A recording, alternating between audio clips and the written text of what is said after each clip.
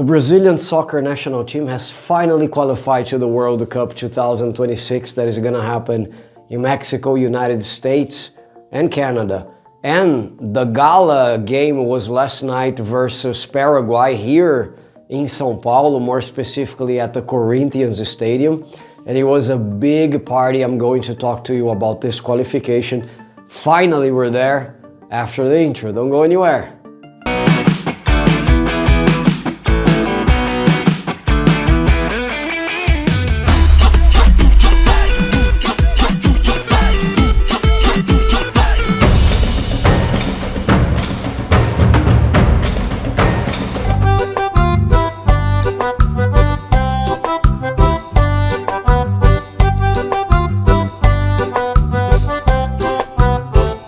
Hello guys, how are you all doing? Last night was a gala game for Brazil. We could finally qualify for the World Cup 2026 that is going to happen in Canada, Mexico, and the United States, as I said at the beginning of the video. So if you're not aware of what I'm talking about, let me tell you, Brazil had been suffering a lot during the qualifiers of the World Cup 2026 here in South America, even to beat adversaries that were normally beaten by us. So what was happening? Disorganization in the field, disorganization on the backstage, probably leaders that were not the right leaders that we needed for the team, a whole bunch of things. Also, the administration of CBF was a problem. So things started to organize a little, and there was another thing going on. Brazil had been how can I say, flirting with Carlo Ancelotti for many years. I think probably 5 or 6 years Brazil had been trying to hire and bring Ancelotti from Real Madrid to the Brazilian national team.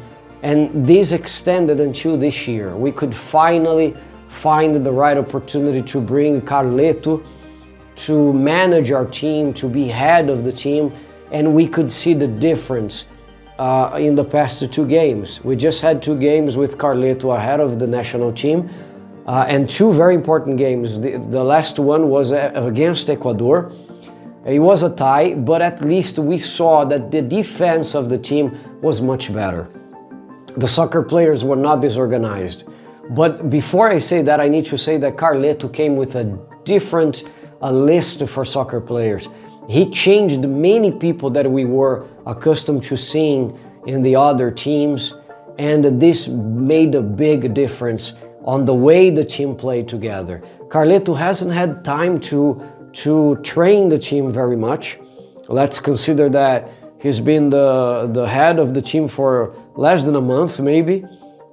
So the last time it was against Ecuador, and it was a tie, okay? And last night, we had a game here in Brazil at the Corinthians Stadium in Itaquera. And guys, we had a victory. So we beat Paraguay for 1-0 and we were qualified for the World Cup 2026. We were on the 4th position, but there were periods during the qualifiers that we were on the 6th place. This has never happened. Argentina was the first one to qualify. It was always us. So you could see that Brazil was really bad. Carleto came with a different list of players, organized the whole thing, brought order to the soccer field, trust. You could see on the face of the soccer players, they were excited to be playing in the team of the best soccer manager in the world. Carleto Ancelotti is the best soccer manager in the whole world. So, and he's with us. So people were excited. They were showing Carleto Ancelotti that they needed and they were worthy to be playing for the team. So what I saw last night, guys, brought me hope again. I don't remember to have seen soccer players move that way inside the soccer field. Something I had been hearing during the reports here in Brazil was that Carlo Ancelotti doesn't like to reveal or to disclose the way he's gonna play. Of course, this is a strategy, but he doesn't have a specific format to have the soccer players develop their games, and this is amazing. I remember last night, Martinelli was on the the left side of the field, and he was attacking brilliantly. There were two Paraguayans trying to guard him, and Martinelli could dribble the two and get to the goal many times. This was fantastic. And there were moments, Brazil was very aggressive all the time, attacking all the time. But there were moments that I look at the left field and I saw that soccer player dribbling everybody, and I said, wow, this Martinelli is on fire. And then it was not Martinelli, it was Vini Jr. or it was Rafinha. So the guys kept changing position and confusing the adversary very much. I'm so excited, guys.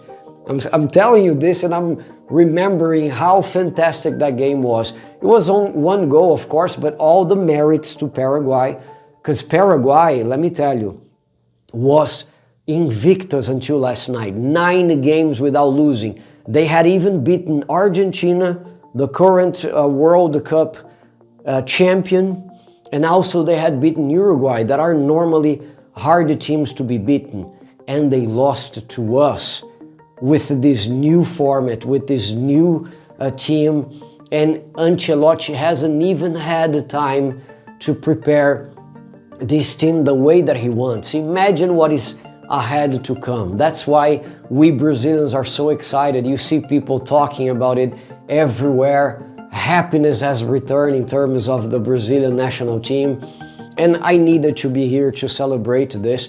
I'm not a specialist at soccer. I'm just here as a fan, as your friend, as your host, to tell you everything that happens in Brazil. And I want to say, guys, keep an eye on this team. Keep an eye on Carleto Ancelotti and the Brazilian national team, because we're going to make some noise on the next World Cup and hopefully bring the trophy to this country, because we deserve it. Come on. I hope you have enjoyed this video. If you have, please smash the like button, subscribe to the channel, and I will see you very soon on this very channel. Thank you very much. Muito obrigado. Tchau, até a próxima. E dale Brasil!